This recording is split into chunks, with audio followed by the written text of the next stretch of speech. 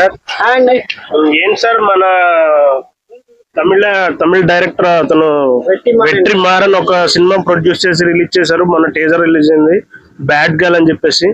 అసలు కొంచెం దాని గురించి.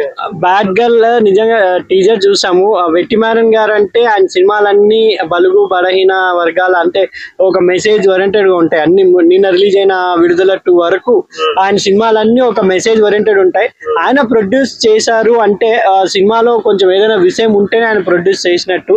కంపల్సరీ ఇది చూస్తుంటే ఒక లేడీస్ ఇప్పుడున్న జనరేషన్ లో బాయ్స్ అండ్ లేడీస్ ఈక్వల్ గా చెడిపోతున్నారా లేదా లేడీస్ బాయ్స్ ని చెడగొడుతున్నారు అనే కాన్సెప్ట్ అని నాకు అర్థమైంది. ఎందుకంటే ఎక్కువ లేడీస్ మీదే ఫోకస్ చూపించారు. ఒక గ్యాంగ్ ఉండి వాళ్ళు బీర్లు తాగుతున్నారు, అబ్బాయిని వాళ్ళే ఇమిటేట్ చేస్తున్నారు, ఈ అబ్బాయి నచ్చాడు అని ఒక అమ్మాయి చెప్తున్న కాన్సెప్ట్ కూడా చూసాం మేము. నిజంగా వెట్రిమారన్ గారు కాన్సెప్ట్ ఓరియంటెడ్ మూవీస్ కి ఎప్పుడు ఆయన అజెండా. దీంట్లో ఆయన కథకి నమ్మి ఒక డైరెక్టర్ కి ఛాన్స్ ఇచ్చి ప్రొడ్యూస్ చేశారంటేనే ఈ మూవీ ఒక లెవెల్లో ఒక మెసేజ్ ఓరియంటెడ్ గా వెళ్తుందని నా అభిప్రాయం. దీంట్లో అనురాగ్ కశ్యప్ అంటే ఇప్పుడు ఆయన కూడా విజయ్ సేతుపతితో చేసిన మహారాజ్ సినిమాతో తమిళనాడులో చాలా గుర్తింపు వచ్చింది. వెరైటీ క్యారెక్టర్స్ చేస్తున్నారు. ఆయన కూడా దీంట్లో ఉన్నారు అంటే కూడా ఒక విషయం ఉంటది అని అర్థం చేసుకుంటూ, ఎందుకంటే ఈ మధ్య స్టూడెంట్స్ లోనే ఎక్కువ తమిళనాడు అటు సైడ్ డ్రగ్స్ అవన్నీ ఎక్కువ అవుతున్నాయి. చూస్తుంటే ఆ టైపే అనిపిస్తుంది నాకు తెలిసినంత వరకు. నిజంగా అమ్మాయి మలయాళమా తమిళ ఇద్దరు లాంగ్వేజ్ లో తీసినట్టుంది. తెలుగులో కూడా డబ్ చేస్తారేమో, ఎందుకంటే అతని సినిమాలు ఎక్కువ కాంట్రవర్సీ క్రియేట్ చేస్తాయి. కాంట్రవర్సీ కూడా అవుతుంది అనుకుంటున్నాను నేను. ఆ దారిలో కూడా చూసుకుంటే ఒక విధంగా అనురాగ్ కశ్యప్ ఇలాంటి పెద్ద స్టార్స్ ఉన్నారు కాబట్టి ఆ అమ్మాయికి కూడా శ్రీనాథ్ ఏదో పేరు ఉంది. మా అమ్మాయి పేరు కూడా జస్ట్ మనకు ఓన్లీ వెట్రిమారన్ గారు చూసి ఆయన ఫేస్ చూసి ఆ పేరు చూసి తమిళనాడులో కంపల్సరీ వెళ్తారండి. ఎందుకంటే వెట్రిమారన్ ఇంతవరకు ఆయన తీసిన సినిమాలన్నీ ప్రతిదీ అవార్డు ఓరియంటెడ్ సంబంధించిన మూవీసే, అది కాకుండా మెసేజ్ ఓరియంటెడ్ మూవీస్. నిజంగా ఆయన పేరు మీద సినిమాలు వెళ్తాయని నా అభిప్రాయం అండి. ఒక క్యారెక్టర్ అమ్మాయి క్యారెక్టర్ డిజైన్ పరంగా వస్తే మొత్తం బోల్డ్ ఉంది. అసలు ఏం చెప్పబోతున్నారు అంటారు? అంటే డిజిటల్ వరల్డ్ లో ఇది ఇట్లానే ఉండాలి, పాతకాలం కొంచెం మారాల్సిన టైం దగ్గరకు వచ్చింది అని ఏమన్నా అనిపించింది?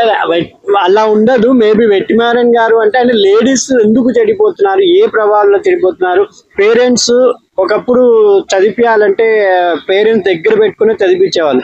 ఇప్పుడు ఎందుకో హాస్టల్స్ ఎలా మారిపోతున్నాయి, హాస్టల్స్ ప్రభావం వల్ల లేడీస్ మారిపోతున్నారా ఏంటి అనేది ఒక కాన్సెప్ట్ ఓరియంటెడ్ గా ఉన్నట్టుంది మూవీ.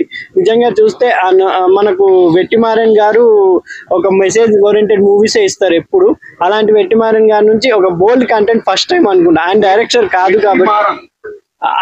డైరెక్టర్ కాదు కాబట్టి అదే వెట్రిమారన్. ఆయన తమిళ పేర్లు మనకు పలవు కదా బాస్. వెట్రిమారన్ గారు కొంచెం ఒక వేరే డైరెక్టర్ కి ఛాన్స్ ఇచ్చారు కాబట్టి చూడాలి ఆయన నిర్మాణంలో ఈ సినిమా ఎక్కడి దాకా వెళ్తుందో. ఆల్రెడీ ఇది టీజర్ ట్రైలర్ తోనే కొంచెం కాంట్రవర్సీ ఉంది తమిళనాడులో. తెలుగులో రిలీజ్ చేస్తే దాన్ని ఇంకా మహిళా సంఘాలు ఆహ్వానిస్తారా, లేకపోతే ఇక్కడ యూత్ కి ఇది నచ్చుతుందా లేదా అనేది కాంట్రవర్సీ అయితే ఈ మధ్య కాలంలో ఏ మూవీస్ కాంట్రవర్సీ అవుతాయో ఎక్కువ చూడడానికి జనాలు ఇష్టపడుతున్నారు. ఎందుకురా ఏముంది దీంట్లో అని అదే కాన్సెప్ట్ తో నిజంగా ఈ సినిమాని చూస్తారని అనుకుంటున్నానండి. అయితే లాస్ట్ షాట్ లో జనం కరోనా పో కరోనా అని చెప్పులు కొట్టే షాట్ ఒకటి వేశారు. అది ఏ ఉద్దేశం అంటారు? అదే అప్పుడు కరోనా టైంలో కూడా నిజంగా కరోనా టైంలో మనిషి అన్నవాడు రియల్ మనిషి ఎవరు, ఫేక్ మనిషి ఎవరు, ఆ కాన్సెప్ట్ అండ్ దీంట్లో పెట్టారేమో, అందుకే గో కరోనా అంటున్నారని నా ఉద్దేశం అండి.